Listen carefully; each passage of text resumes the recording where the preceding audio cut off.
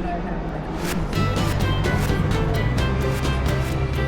Welcome to Media Path. I'm Fritz Coleman. And I am Louise Palanker. Bringing you early cheer, things you can gift to yourself in your spare time over the holiday season. Then we bring in our treasured guests. Today, our stocking is stuffed. We have the children of legendary jazz singer Mel Tormé, known as the Velvet Fog.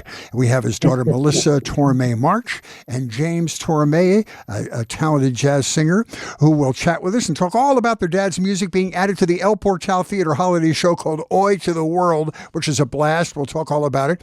Then Joel Brokaw will join us. Joel is the son of legendary talent super agent Norman Brokaw, who went from the mailroom to the top position at the William Morris Agency's CEO and represented many of the biggest stars in show business. He's written a fascinating new book about his dad called Driving Marilyn, meaning Marilyn Monroe. We'll be talking to those folks in just a few minutes. Wheezy, what do you have for us? So have you seen Nutcrackers? I have not seen it. It's on my bucket list. Yeah. So in Nutcrackers, Ben Stiller is suddenly responsible for 4 feral, parentless nephews who live like rodents but can perform ballet. That is the elevator pitch.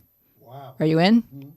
So it's got Hallmark movie bones, but the flesh and blood are all male bonding improv. It feels very much like a bunch of guys sat around a six-pack and someone said, we should make a Hallmark Christmas movie for dudes.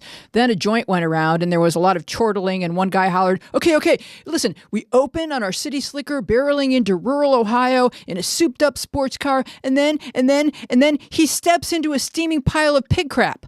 More chortling. Another guy adds, kids on a roof with knives, barnyard animals roaming in and out of the house, 7 to 9 fart jokes, 6 to 12 slang terms for penis, and a runaway golf cart crashing into a pool through a manger. And just as everyone is convulsed with laughter, the casting director bursts in and yells, I just found 4 brothers who do ballet.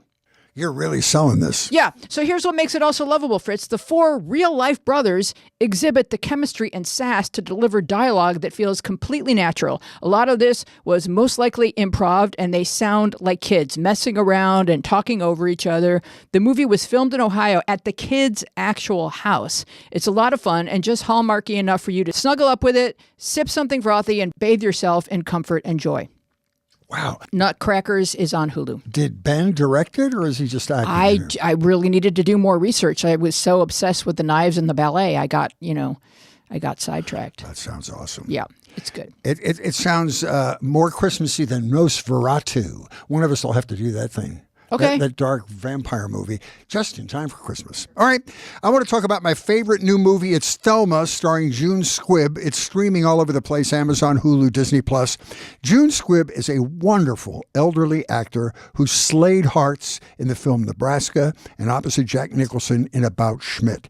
It's the story of a 93-year-old Thelma Post who gets duped by an online scammer who pretended to be her grandson.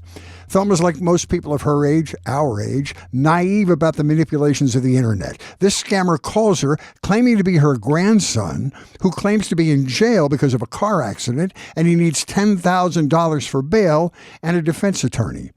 Thelma just takes the bait immediately and sends the guy $10,000. Soon afterwards, her family explains the scam, which enrages her. Thelma decides she's not going to take this lying down. So she joins her friend Ned, played by Richard Roundtree, star of 5 Shaft movies, in a very unshaft-like sensitive role. He's really good. Thelma admits basically she's using Ned just so she can use his electric scooter.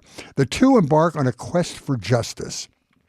The mission puts them in conflict with the villain played by Malcolm McDowell. This film will win your heart, especially if you're a person of a certain age. It's beautiful and gentle with wonderful characters. It's a story of old people fighting back. Yeah!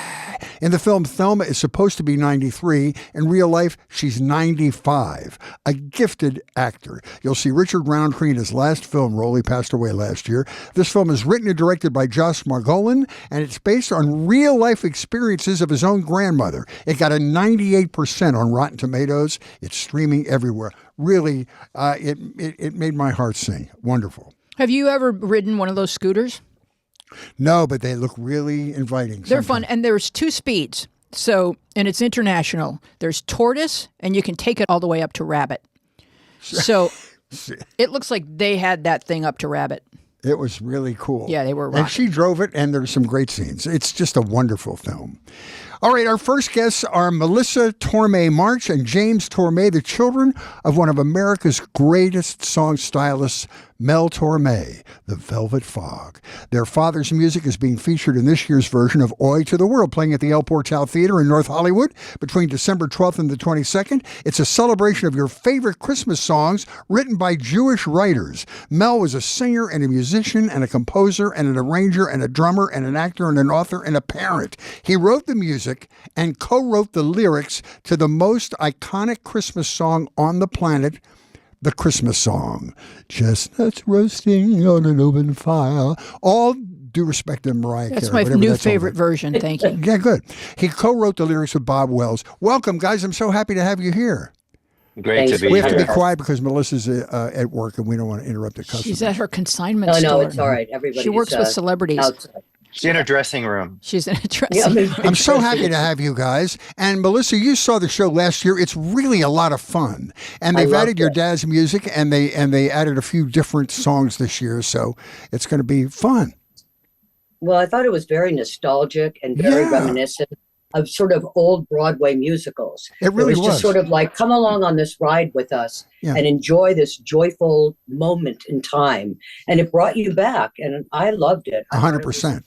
And they play it like it's a big revelation that Jewish people wrote all the Christmas songs. Jewish people wrote all the good songs in the American songbook. That's very true. That's just a slice of it. Anyway, Tin Pan Alley. well, James? What? There's a misunderstanding about this song. What is that? The Christmas song? Yeah, the song his dad wrote. Well, a misunderstanding. I'm sure there are. They wrote it in the middle of the summer, and they were sweating, so they wanted it. That's one thing. Yeah. Yes, it was written in an oppressively hot July summer day in 1945. Perfect. When our father got up, he'd just come out of Camp Roberts, actually. He'd just been gotten out of the Army. And he went over the hill to, as was his custom, write for the day with his longtime writing partner, Robert Wells. They wrote about 300 songs together in the end. They were both very young, though. They were sort of burgeoning songwriters. And he gets to Bob Wells, living with his parents there, the Wells family residence, and walks into the parlor in the valley, Toluca Lake. Melissa's right. God, that happens to be my hometown. Toluca Another reason Lake, for the real estate values to go up. Yeah, I'm in Sherman Oaks right now, so not far. And it walks into sort of the parlor, the foyer, I think is the better word. And no Bob Wells, he's just nowhere to be seen. He calls out his name a couple of times, and Bob just hasn't materialized. After about 15 minutes, our father looked over at the piano, and there's one of those spiral pads, the yellow ones with the sort of thing that looks like a spring. And there were 4 lines in pencil, just sort of scribbled on it. Chestnuts roasting on an open fire, Jack Frost nipping at your nose, Yuletide carols being sung by a choir, and folks dressed up like Eskimos. And so he just was sort of inspecting this thing and holding the pad. And eventually Bob Wells sort of transposed, and he came out of the shower, I believe, because he was trying to cool off. Right. It was so hot. That's right. And our dad sort of said, first of all, where have you been? And second of all, what is this? Right. Well, he did say, put on a towel was the first thing he told him. Right. For God's sake, put on a towel. But then he says, what's this? And Bob was like, this is going to sound totally ridiculous, but I was so, overheated today, and I couldn't do anything about it. I tried cold drinks. I was in the pool. I tried to take a cold shower, and nothing was really working. And as ridiculous as it sounds, I thought I could maybe take the psychological angle on it by writing a few lines of wintery verse. And I thought maybe I could cool myself down that way. And our dad was like, did that work? He's like, no. And so, but my dad goes, you know what? He goes, I think there's something here.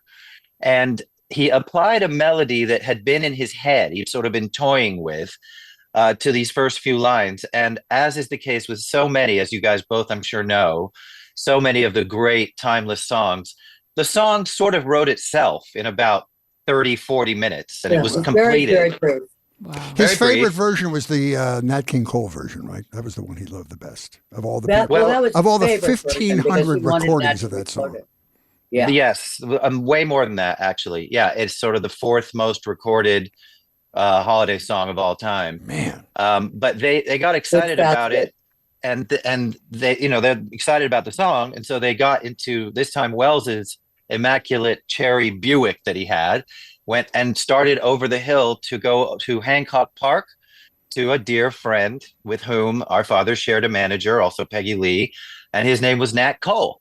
And they sort of uninvited walked into Nat Cole's house, made a beeline for the piano, barged in, and said, "Nat, you got to hear this. You got to hear this song." Played the song once for Nat, and then started. He said, "Play that again," and played it again. And about halfway through, he goes, "Stop. That's my song. Nobody gets that song. Oh my! Don't give that song to anyone else." And our father, in a lovely, magnanimous gesture, because he was himself a solo, just getting into his solo career as a singer, just handed it right over. He loved Nat. They were very good friends. Nat was he his wanted best Nat to man. sing it. Oh. And he wanted Nat to sing it, and he said, "It is yours, Nathaniel." I mean, that's what they were there for. But what a lot of people don't know is they actually stopped on the way over the hill to Nat's house at their publisher, which was Van Heusen, as in Jimmy Van Heusen. And I don't know if it was Jimmy himself who was there or what happened, but they went up and played the song on the piano up in their offices. Like, look at this. And the people there said, "No. No. This thing is useless. Oh, It'll only be good for one day of the year." They go home. Really? Yeah. And so, my. but they were really on their way to Nats. They sort of shrugged it off, got back in the car and went to Nats. And the rest, as they say, is our financial pleasure.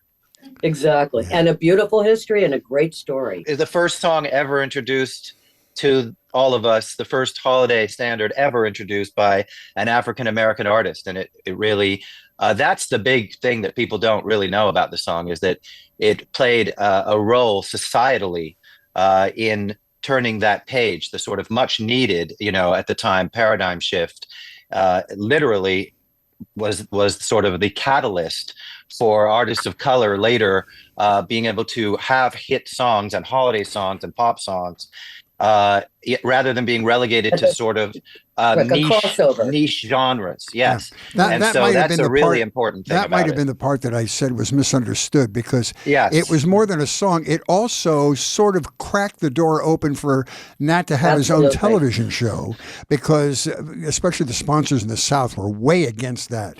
And of course. We had Pat Boone on here, and he talked about that. He was the first guy ever to do that. It was not easy for him, and I'm sure that song helped to pave the way. But Jackie Robinson was just a few months later. It sort of set the table. 4 months later, you've got Jackie Robinson moving up into professional Major League Baseball. Right. So give us some more history of the work the song has done. A lot of young people just know the song, and it's just a part of their Christmas, and they understand the song. But give us the legs of the song. Where does it travel? What happens? Yeah. Who else covers it? What movies is it in? God.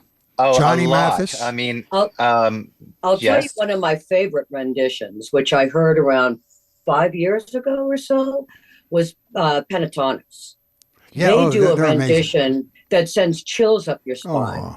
Because great. The harmonies are off the charts. It's just beautiful.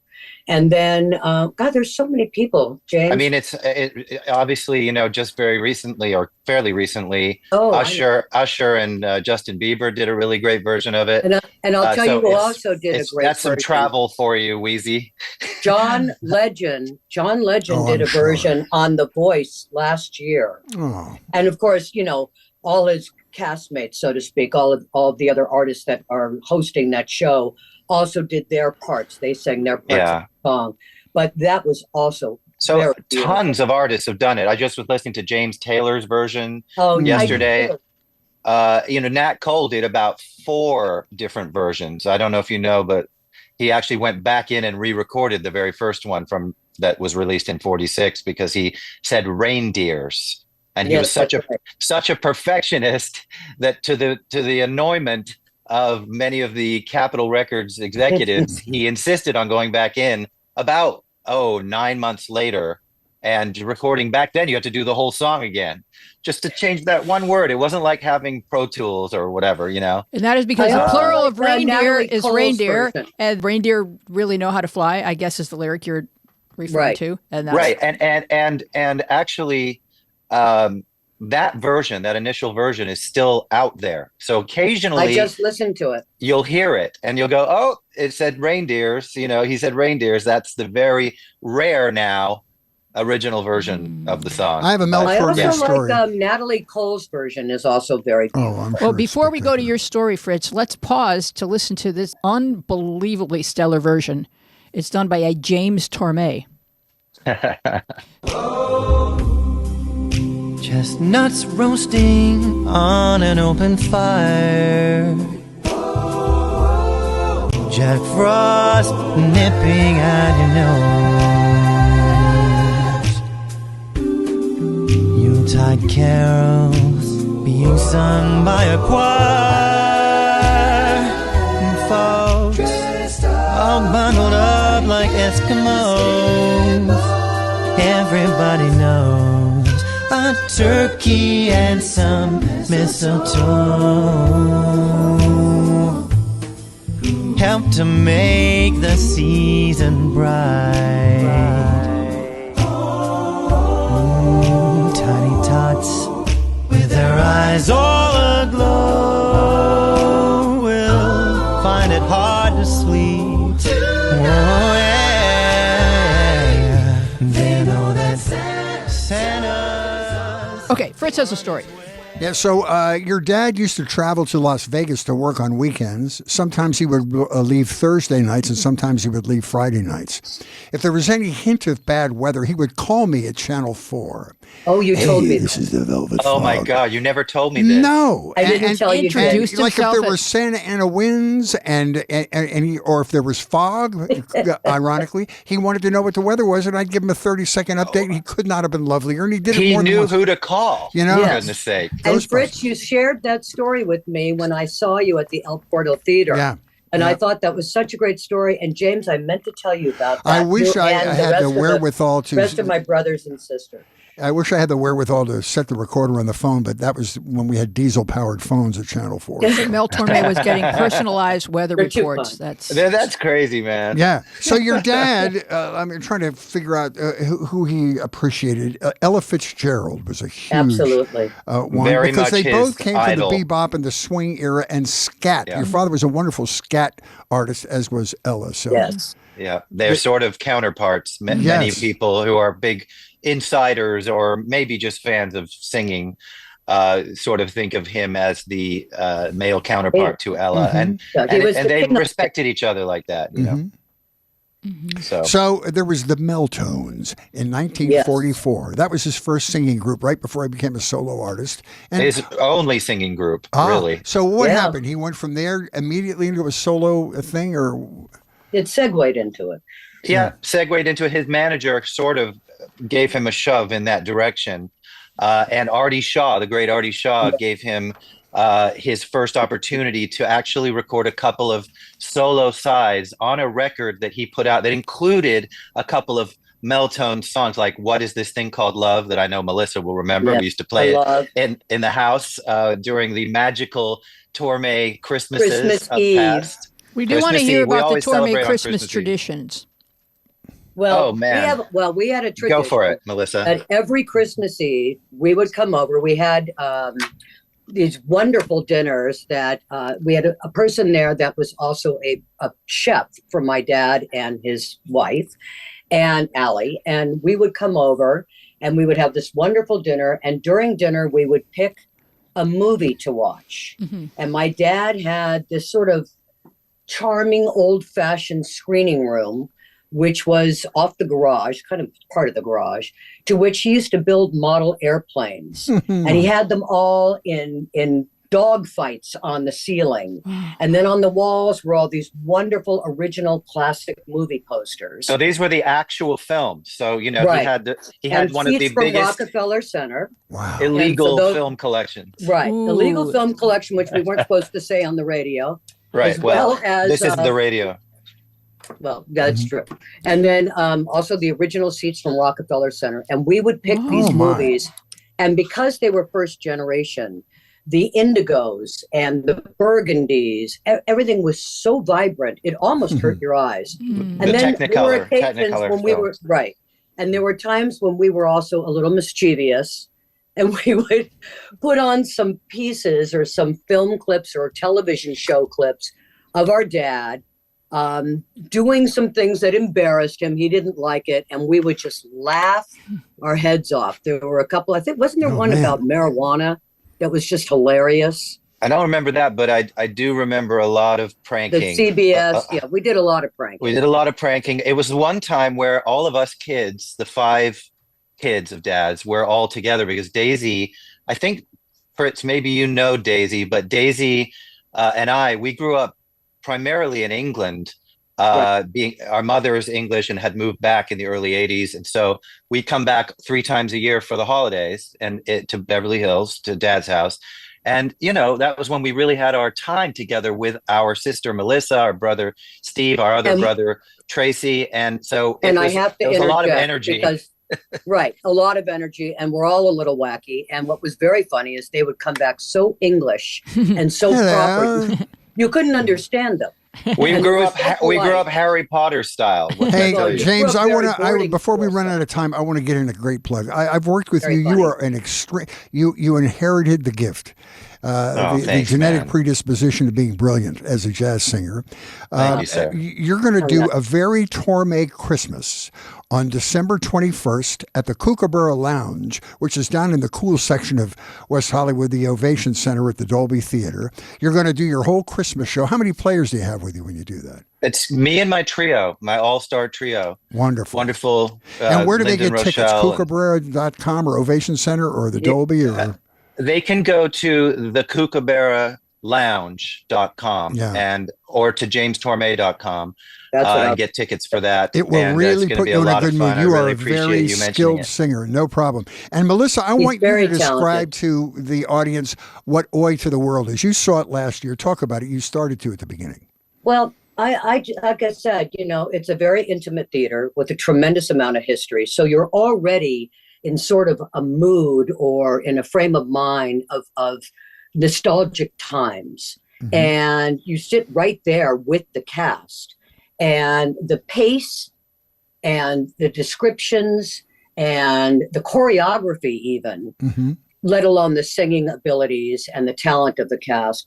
It's just charming. It really is. Charming, it's kind of this imaginary lounge, one you might have seen in the Catskills. And then they have an MC who's very funny and various singers. And if you've seen the show already, this will be a new show. They're going to have new singers and new songs.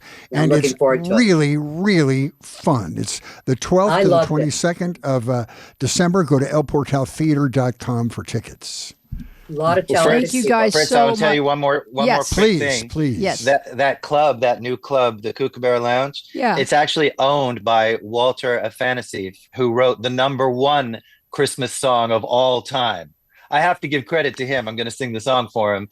And that's All I Want for Christmas Is You, Mariah Carey. Wow. Oh, my gosh. Put that in there. I mean, I had to get that in there because that's look okay. At this conversation. It's drawn this whole thing in a circle for us, which is great. Thank you. Well, welcome. I've enjoyed seeing you, and I can, from my own testimonial, recommend James's singing. And Melissa, here's your chance now don't recommend my singing. No, Trust me, I want you to tell us where your consignment shop. What's the name of this place? It's called Uniquities, the Consignment Store.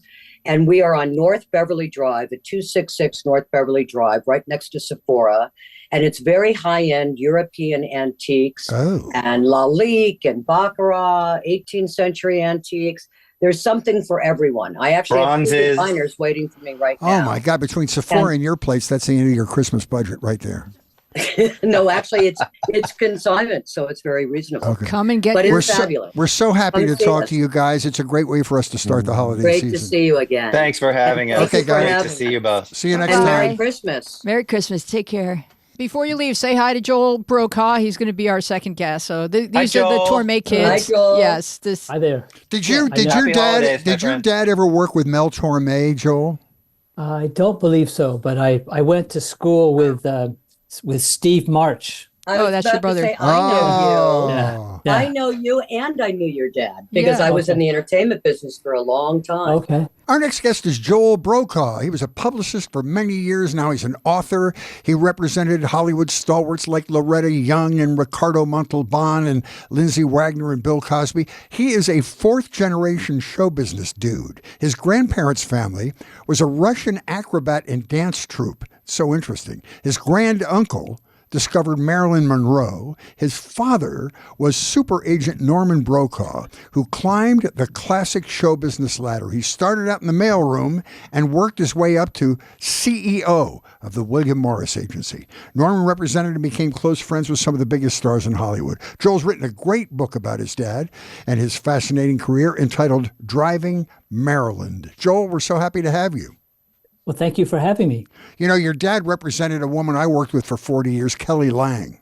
I remember that well, yes. Yes. And wow, it was great show business roots. I think the interesting thing about your family is that your family has roots in Ukraine. That's right. Well, they considered they were Russian and Yiddish speaking, so I don't know if they really identified as Ukrainian, but they were from that part of the world, from southern Russia, they called it at that point. And talk about the acrobatic and which actually ended up being in vaudeville, I think, toward the end of their tenure. Correct. So basically, they had a Russian acrobatic dance troupe. All the children were involved. They were all born in Europe, and they were quite popular there. They performed in front of a lot of crowned heads of Europe. And then in 1898, an agent by the name of William Morris decided to import them because novelty acts were becoming very popular on the vaudeville stage. So they came over and became quite a sensation.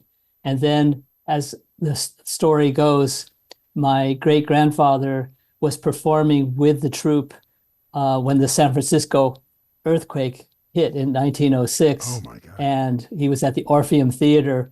And they survived that, but he was so shook up by it that he disbanded the group at that point. Man, I think I would have too. Well, your dad had an interesting youth.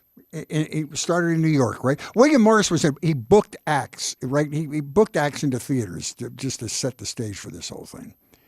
He was like a producer of live shows, correct? You're talking about William Morris? Yeah, William Morris. Yes. I mean, that's how the agency started. Mm-hmm. They would sell the acts to the various different vaudeville theater circuits. Mm-hmm. And so that's how they started. And then the agency business obviously expanded with the growth of radio and motion pictures, and then later with television. So the only thing that has been constant in the agency business up to this day is change.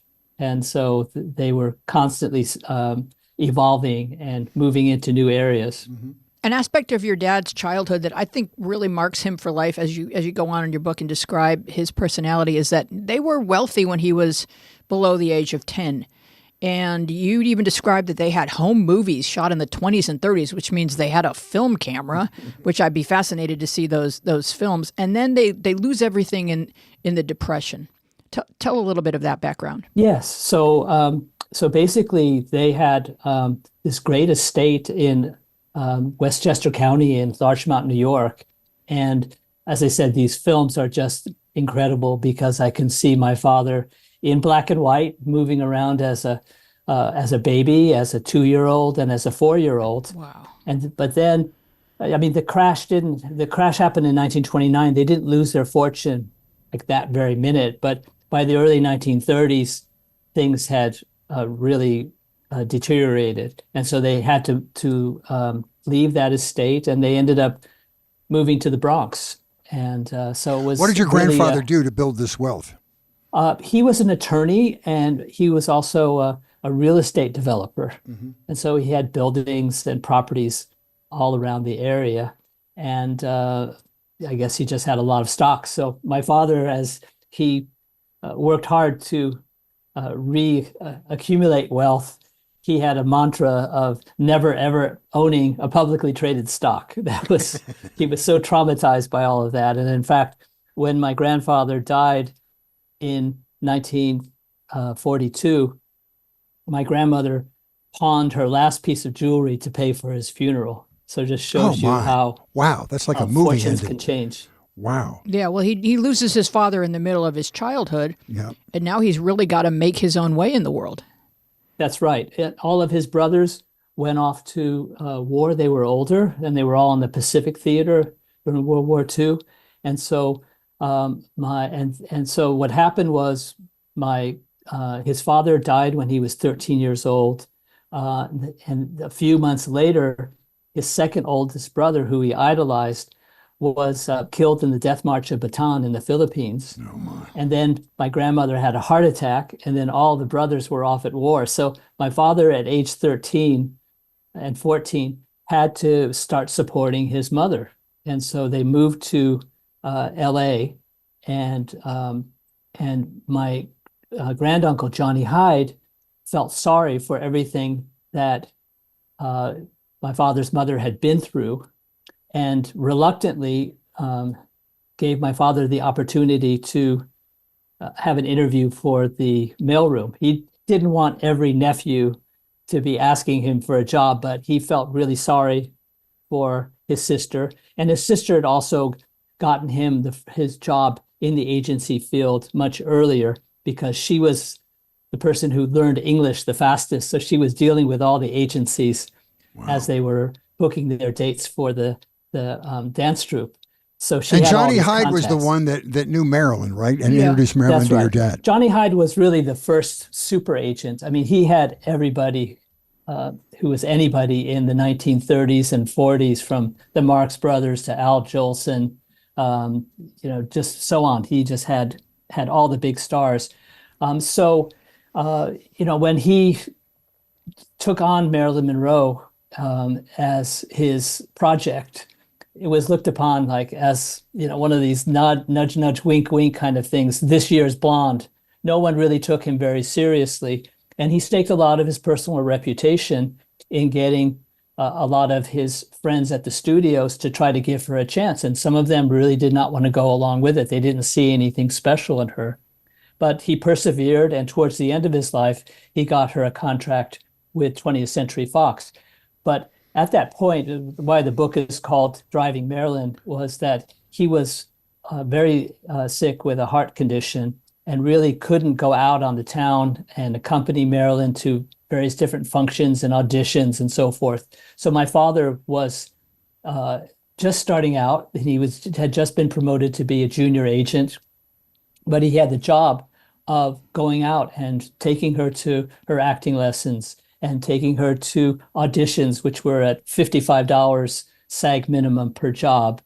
And so he had to do that. And agents back in those days were really out with their clients all the time. It was just a part of the job. They were out in the studios. They accompanied the clients because they really wanted to protect their clients, because if a star was out by herself or himself, they might be approached by another agent and they might lose the client. So, and they didn't, they just wanted to make sure that everything went according to agreement. So, and that was your dad's gift. He had this wonderful, warm personality and became not only a representative of the client, but he became good friends with him. And because he was a gentle soul and really developed long friendships with that too, which is something you don't find in the business much now. Yeah, well, he had an innocence about him as well. He just loved talent. And so that was... he just loved the business. He loved being an agent. He had no aspiration to run a studio, even though he had offers to do that. He loved talent, and he didn't really set any kind of boundary for what he could do for his clients. George Slaughter, the man who brought us Laugh-In in the late 1960s, he described my father as being an agent, a manager, a lawyer, an accountant, and a psychiatrist. And there are a lot of stories throughout the book in which my father's skill as a psychiatrist, or maybe even a social worker perhaps, was put into play when clients were in crisis or were in some sort of self-destructive kind of behaviors. I love your description of his relationship with Kim Novak. He had to get her out of untoward relationships many times. If she had a boyfriend that was not going to be good for her, he negotiated her out of that quickly. And the funniest thing was, because there aren't that many of his clients who are still with us, and thankfully Kim is still with us. And I had the opportunity to ask her, I said, did you find that to be a personal intrusion, that this short, blue-eyed, dark-haired young man would show up and say, excuse me, you have to put the kibosh on this? But she actually said, I really appreciated him because he got me out of a lot of problems. And he kept the part of the motion picture business that I detested at an arm's length. And so she felt like she could tolerate it better. But she regarded him as her big brother. Mm-hmm. And as I said, I mean, there's one story I tell that he had to go over to Rome just in the beginning of the relationship and break up a love affair that she was having with an Italian businessman who went by the title of Count, even though he wasn't an aristocrat. And so he went over there, and I said, God, it really feels like he was more of a bounty hunter. But he made her understand that she had an obligation, she had a contract to sign, she had a motion picture started, and if she wanted to resume the affair after, that's fine. But she might be selling real estate or selling shoes if she doesn't honor her contractual obligations. Sometimes you need someone to tell you or to give you permission for what you already suspect you should be doing. And in real life, we do have friends that way.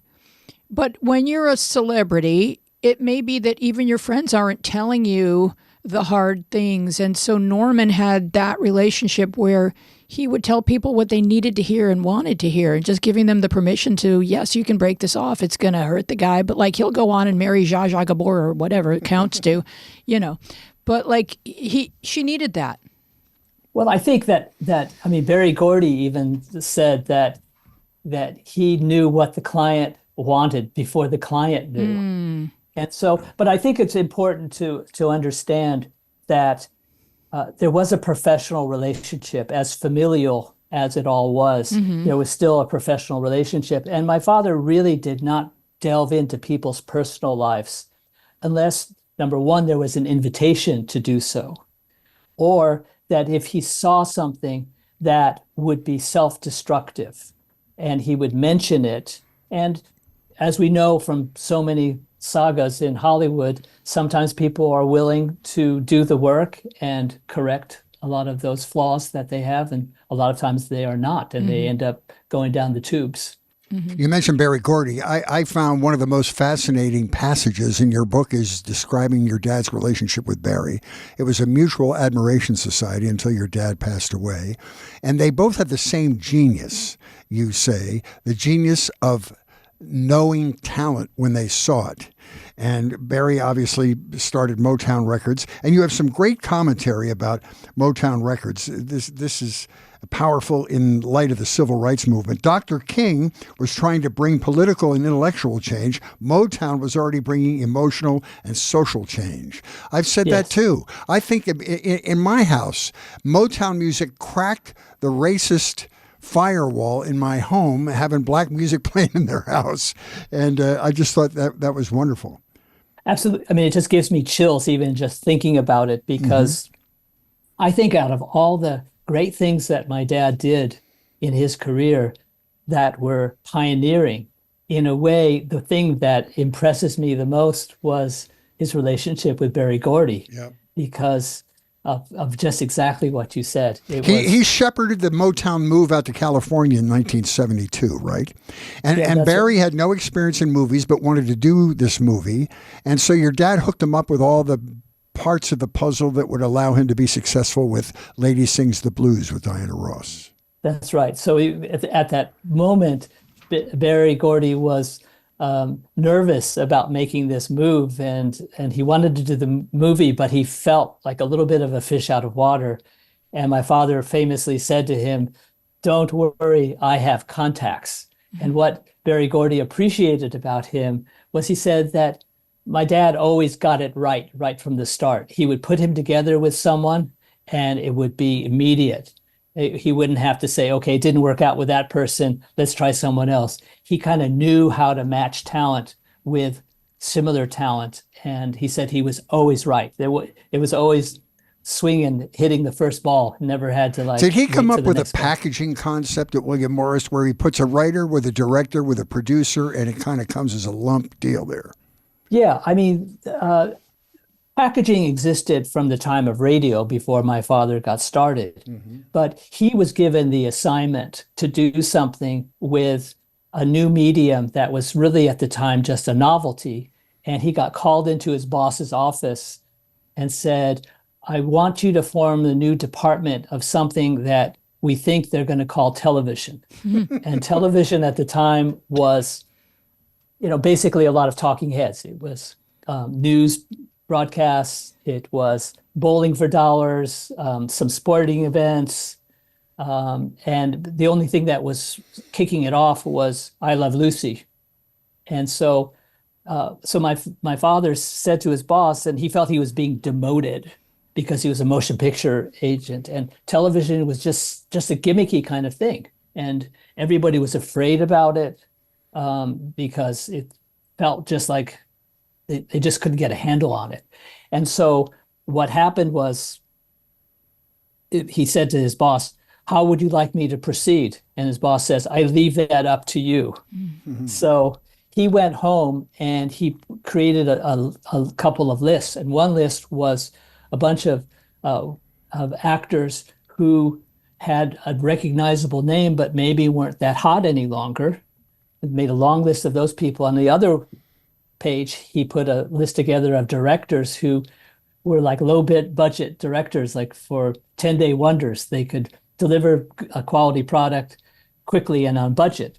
And so he put those lists together, and that became really the genesis of the first filmed dramatic and comedy series, with the exception of Lucy. And so programs like My Little Margie and Racket Squad and all these things came out of that.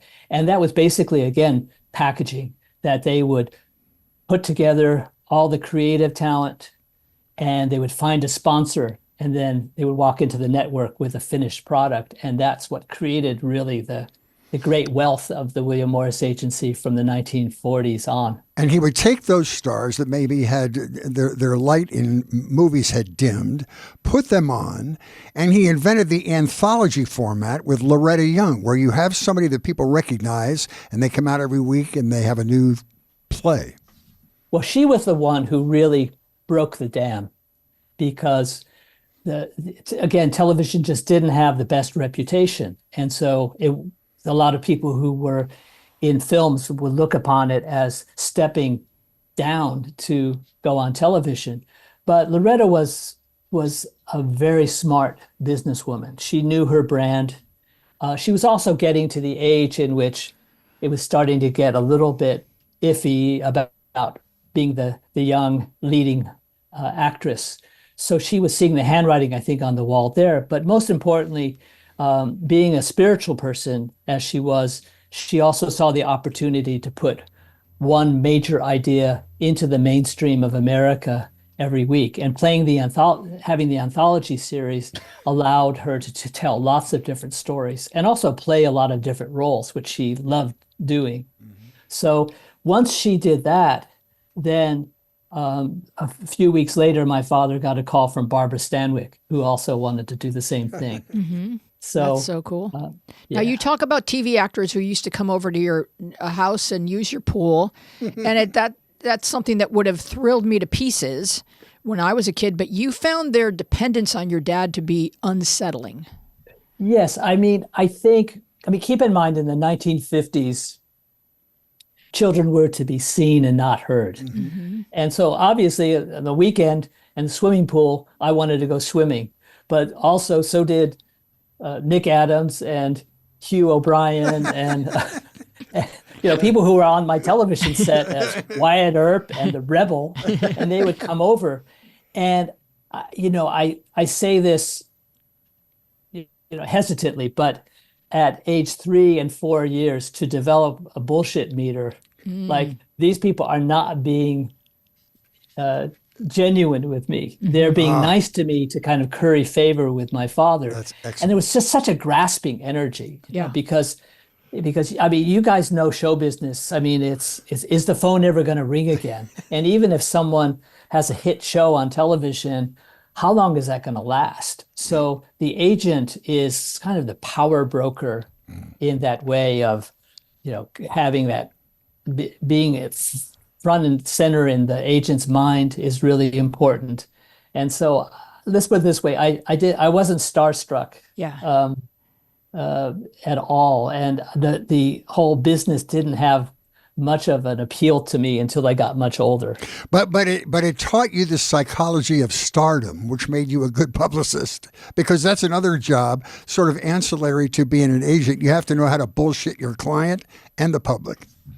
Well, I think the thing that, my father never really shared his secrets with us, which made the writing of this book extremely difficult, because I had to, part of it, I had interviews from him where I had really good material. But then, unfortunately, he got dementia and the quality of the interviews went down substantially, and we had to sort of stop the process. And then I had to go and really find people to fill in all the blank stories. But once I got involved in the business, he was a little bit more forthcoming. But the thing that I think my brothers and I, who had our PR and personal management agency, saw was how he put the client first. It was never about what's in it for me. It was always about what can you and I do together to build something really special. And so we had that, we saw that, and we became passionate about that as well. And once you have that intention, I think everything kind of takes care of itself. You talk about the mailroom where Norman started, and how that's such a grind that it's a great place to recognize talent, like he had an eye and a feel for the energy of a person. And so he saw that in David Geffen, who starts in the mailroom. The mailroom became the place for people to really not only show what they had in them, because it was basically sort of slave labor. They would get this horribly minimum wage kind of salary, and they had to have a college education, but they would be sorting mail and fetching coffee and doing all sorts of menial things. But it was an opportunity for them to kind of show if they had the right stuff. And my father, being the first one to go through the mailroom and who started the whole thing, and as we know, the mailroom has become the breeding ground for many a Hollywood mogul. And so basically, he took an interest in the young people in the mailroom. And that's why David Geffen wrote the foreword to the book, because he took an interest in David Geffen very early on and realized that this was a talented person. And so those, the little acts of kindness don't really cost very much. And my father was constantly doing things out of kindness, not to get anything back in return, but it built relationships. And I think if there's anything that I hope a reader gets out of this, is really to know the value of building relationships. I'm glad you pointed that out, because another one of the real poignant moments in your book was talking about how the relationship aspect of it and the honest and moral aspect of the business has declined over recent years. It's not as important now to have that really close, friendly, honest relationship with your clients. It's what can I do for myself today? And you sort of lament, as your dad lamented, that the business has changed so much, that aspect of it was gone. Yeah, I think the agency, even in the way it was structured back in the day, was one big family. And as we know from our own families, we have squabbles and problems with our blood relatives, but there was a caring attitude that was part of it. And so that's the one thing that I think a lot of the agents of the past lament about, the emotional temperature of today is that kind of caring atmosphere is not in existence anymore. Mm-hmm. And it really is. What is it in for me? How can this job that I'm doing right now be the stepping stone to my next opportunity? Mm-hmm. And how do I build my portfolio and all of those things? So again, my father achieved everything he wanted in his life, probably beyond what he aspired to, by not seeking those things, but really just investing, as I said, in the relationships and doing the best job that he could. And all the rewards kind of came automatically out of that without. Talk about your dad's relationship with Elvis and Colonel Tom Parker. Your father was of the feeling that the Colonel gets a bad rap. He's played as this villain in all the stories, but your dad said he wasn't that way. Well, you know what? I did an interview with a Canadian person, and I drew out a hockey analogy that he really liked, and that is like in hockey, you had on your team an enforcer, like someone who was there to protect all the players and get into fights and all that kind of thing, and they would be hated by the other teams, and by they go into the visitors. Go into other arenas and everybody would boo it, but he was beloved by his own team. And Colonel Parker was an extraordinary, bright negotiator and very tough. But, I had the opportunity to talk to Priscilla, and she also agreed that he was a wonderful person. You didn't want to be on the other side of the table against him. And so, but excuse me, my father and him had a rather unusually close relationship, and I say that because they were so opposite. I mean, there's a picture of them in the book, and you see them standing next to each other, and you don't have to use your imagination to see how very different they were. But I think both of them had, created something out of nothing. They had built themselves up from their bootstraps, and I think they had such a respect. And Colonel Parker knew how much my father cared about his clients, so that the one thing I had no idea of until I started doing these interviews was that any offer that came into the William Morris Agency for Elvis, that had to go through my dad. And that was a real surprise, but that was the measure of trust that Colonel Parker had in my dad. Mm-hmm. Tell the story of your appearance on the Joey Bishop show. Oh, do I have to? No, you don't have to. But I just what I love about it. Look, you're a little kid, but like what I love about it is the way Regis treated you. Oh yeah. So I have a chapter about Joey Bishop, and it was one of the more frustrating chapters in the book. And Joey Bishop, for those who are younger and weren't exposed to him, he was part of the Rat Pack, and my father got him so many television series, including a late night talk show, and so my father gave me a call and said they're going to premiere Joey Bishop's late night talk show on ABC, and they're going to do a skit, and there's a part for you if you want it. And I said sure. So I got to the studio, and they gave me some fake eyeglasses and a clipboard and a pair of earphones. I was going to be his director, and he was going to introduce all the cast members. So we go out and do a rehearsal, and Joey says, okay, now when I squeeze your shoulder, I want you to give your line. And the line was, "Thank you, Mr. Bishop. I'm glad to be aboard." But basically what happened was I had about 4 hours between the rehearsal and when we were going to go live that evening. And long story short, I froze on camera. I hit the mark. I go out there. I see the red light on top of the camera, and everything started getting blurry. And he's squeezing my shoulders, and he says, "Oh, he's so choked up." And everybody started laughing, and I was sent off the stage, and I'm backstage, and I am just despondent because all of my friends from school got to stay up late to watch me do this. And I had bombed on national television with millions of people watching. But Regis Philbin was Joey Bishop's sidekick on the show. And he saw me and he came over and he said, "You know, Joel, it was much better the way you did it."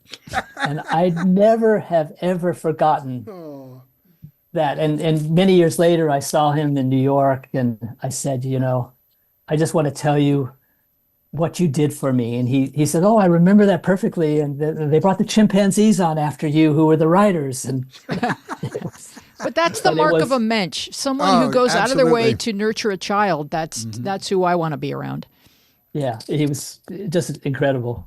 Yeah. So your dad worked with Bill Cosby for many years. Yes. Was your dad still representing him when all things started to get a little twisted?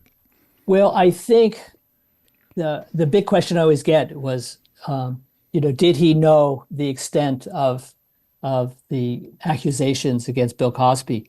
And you could look at it as like mercy that he was instead end-stage dementia when Hannibal Burgess came out with the accusations. So he never really was confronted with that. Again, if there was a morality clause for all the people in show business and for his clients, they would have no clients. So we're all human beings and we all have our strengths and our weaknesses and so on. So nobody was an angel, so to speak. Right, but this is especially dark. Right. And so, and when my father passed away 8 years ago, there were these obituaries in the London Times and the New York Times and every newspaper, and there was always this undertone of, was he part of the cover-up? And so I felt like I really needed to explain what the relationship was like and why everyone I've spoken to and I believe that he really didn't know the magnitude of what Bill Cosby was facing. Because at that time, keep in mind, my father put together the first big deal for Bill Cosby, which is I Spy.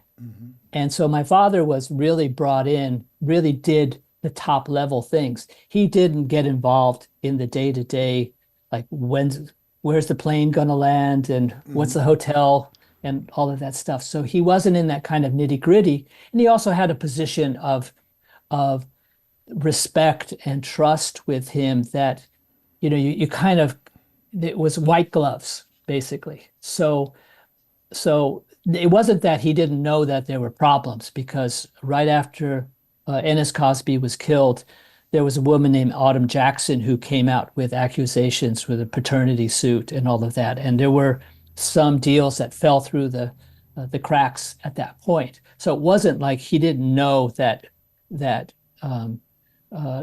Cosby had destructive behaviors, but the magnitude, what you said, Wheezy, before, did his job move into crisis management at that point, where he's having to field inquisitions by the press and everything? Right. Well, I mean, again, that's part of the job, but I just sort of feel like, we're spared the speculation of what did he do or what did he not do, because he wasn't around at that point to be confronted with it. But my feeling is that he would have probably said, this is beyond fixable. He was always someone who said if there was some kind of adversity, a deal fell through, he would say, well, that wasn't the right one. There's another one. There's a better deal for you. It's their loss. He would always try to find a positive in whatever adversity the client was going through. But this one was really off the charts. Your book gives the sense that your dad, at a very young age, put on this suit of agent armor, and that identity brought him success and favor and importance, and he didn't quite know how to step out of it, even while parenting you kids, until that very last scene that you describe. Yes, I mean, again, people ask me, they say, what have you learned? What did you learn about your dad? And I always sort of felt like that there was a deficit in his life, that he had no friends outside of show business. He had no hobbies outside of his work. I mean, I like to scuba dive. I like to garden and cook and hike and all these things. He didn't have any of that. And so when he got dementia and he couldn't work anymore, he didn't have anything really else to fall back on except watching baseball. But the deal was I felt like, God, was he some kind of a workaholic that he just had no room for anything else? And what happened was I interviewed a lot of his clients and associates, and they sort of shattered that illusion that I had, because they said he was so much fun. We would go out to dinner and we wouldn't talk about show business. We would just have a great time together and laugh. And so I realized that he didn't need anything else. He was a little kid in the candy shop.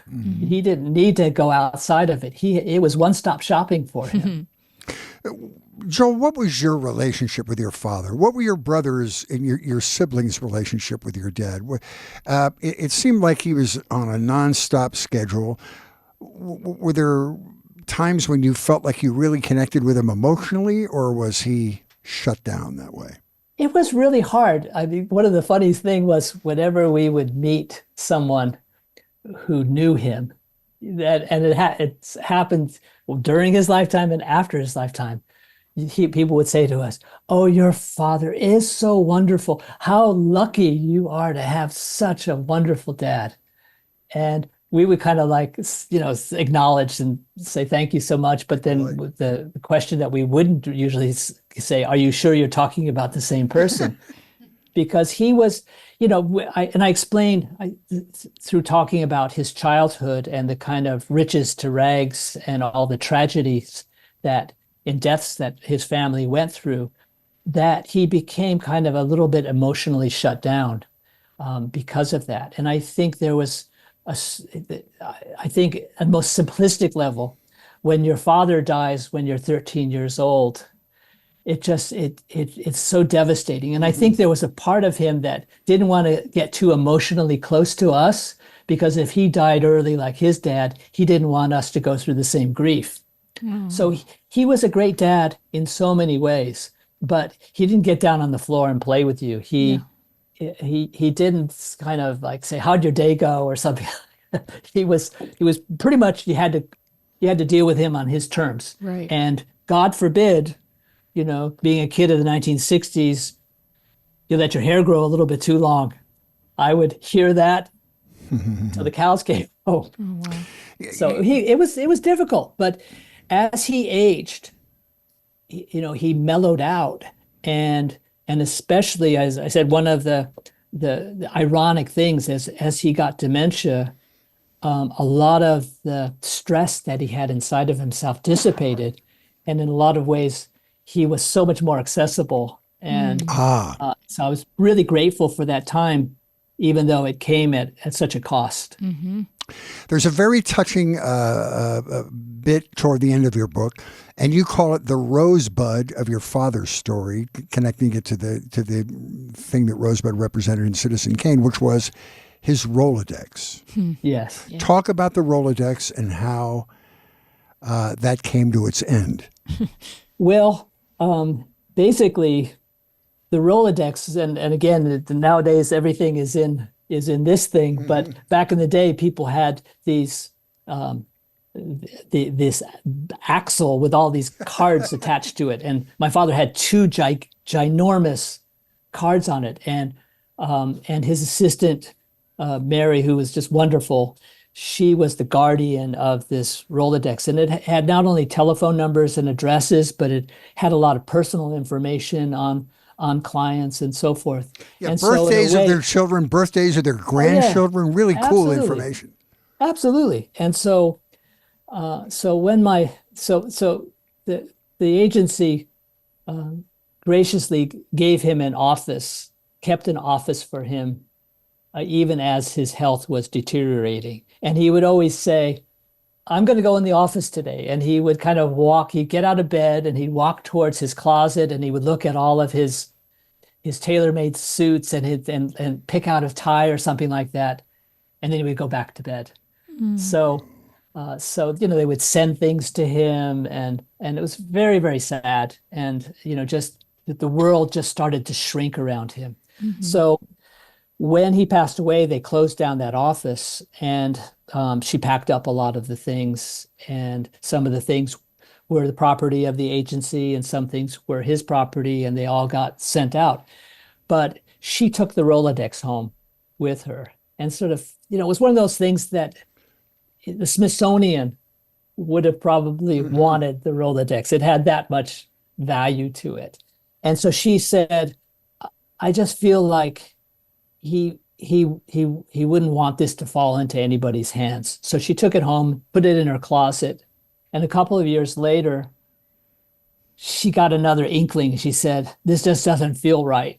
And he wouldn't want this either. So she went out in her backyard and lit it on fire and watched as it burned up. And that's like the great end to a movie right there. Just unbelievable. Yeah, she was one of the first interviews that I did, and I said, Mary, you've given me the perfect ending to the book. Really great. I think so too. And your first thought is like, oh no, because you think of all of the history inside the Rolodex, but then you think about it going up for auction or pages of it being posted on the internet, and it just wrong. That all feels wrong, and then you realize she did the right thing. Yeah. Well, I mean, I think what I hope comes across in the book, because I think some people who might read it and say, I want a straightforward biography, and I want everything annotated and cross-referenced and everything like that. This is a very kind of emotional book in a lot of ways, because I really wanted to capture a human story.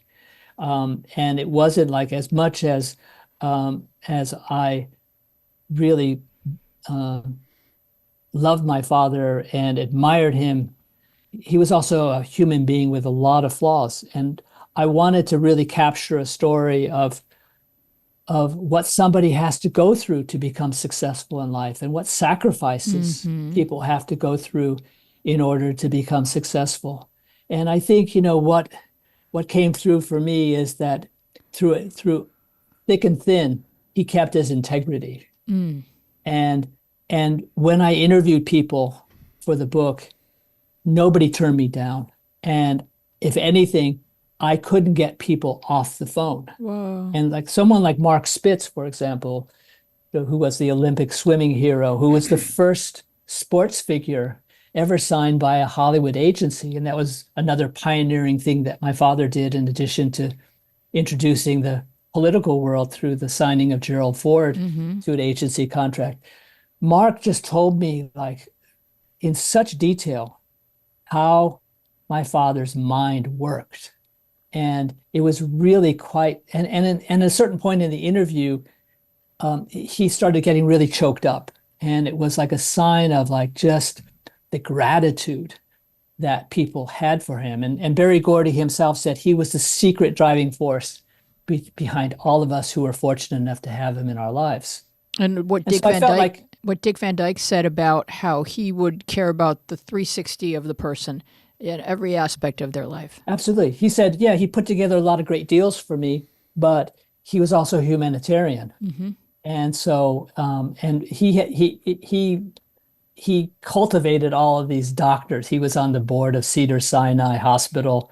And so if anybody got sick, even a competitor, he would say, hey, I have a doctor.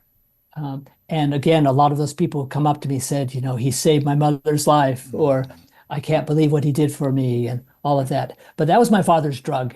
His drug was helping people. Yeah.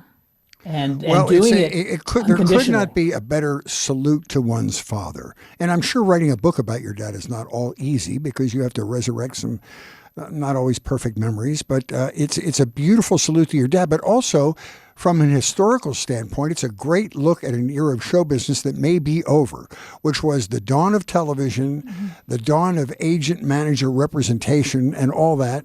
And it also, you spoke very lovingly about his boss, Abe Lastfogel. Yeah. Kelly told me that he was a wonderful man as well. Oh, yeah. No, it was no accident. I mean, that, Abe Lastfogel was that person who had that kind of quiet integrity about him. Mm-hmm. And so much of what my father put into action were things that Abe Lastfogel gave him as a quasi father figure in his life.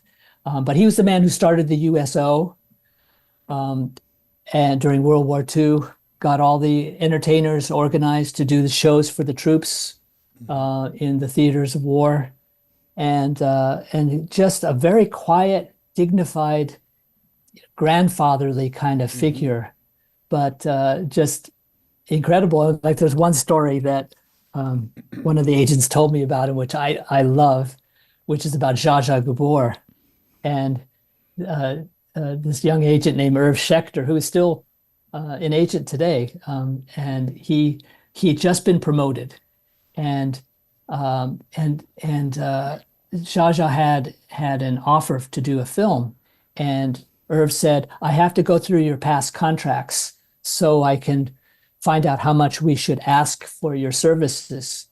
And she said, "I want you to lie. In other words, ask for something much higher." And he says, "I'm sorry, I can't do that." And she said, "Well, I'm going to tell your boss, Abe Lastfogel, about this and have you fired." And so he went into Mr. Lastfogel's office and told him what happened. And he said to her, "I want you to call Zsa Zsa back and tell her we at the William Morris Agency do not lie, and you are no longer a client." Wow. That's awesome. And then she smacked a cop. That was a few years later. A few years, like cut to. All right. Well, where people can find your book on Amazon? You've got a website. What else should folks know? What are you working on now, Joel? Well, that's a good question. I have a novel that I'm working on that about autism, because I have an autistic child. And so I'm working on that right now. Well, we would be fascinated to talk to you about that when you're ready to deliver it to the general public. So you'll let us know. Absolutely. All right. Well, pleasure to talk to you, my friend. You can Same find here. Driving Marilyn on Amazon. We'll have all the links to Joel's website and purchasing of the book in our show notes. Here come your closing credits. Thank you so much for coming along with us. It was really a pleasure. Thank you so much. Thank you. Thank you for coming along with us down the Media Path. You will find us on Instagram and Blue Sky, where we are at Media Path Pod, and on Facebook, where our show page is Media Path Podcast, and our Facebook group is Media Path with Fritz and Wheezy Podcast Community. We are also a video podcast on YouTube, where you get to see us and judge us with added visual treats. Watch, like, and subscribe at Media Path Podcast. Write to us at mediapathpodcast@gmail.com. Kindly give us a nice rating wherever you get your podcasts and share our social media posts, because that is a big help. My TikTok is Louise Palanker. Check there for clips, special features, and behind-the-scenes adventures. Fritz also has a TikTok. What's your TikTok called? I forget. Yeah, just search for Fritz Coleman and watch and look for his handsome face, and you can follow him on TikTok. Our website is mediapathpodcast.com. There you can catch up on episodes and binge our spicy newsletter loaded with photos and quizzes and backstage gossip about our guests. We want to thank our guests today, James Tormé, Melissa Tormé-March, and Joel Brokaw. Our team includes producer Dina Friedman, John Maddox, Bill Filipiak, Mason Brown, Raf Rusak, Jordan Reyes, Nick Broussard, and you. Our theme music is by me and John Maddox. I'm Louise Palanker here with Fritz Coleman. Be well and wise, and we will see you along the media path.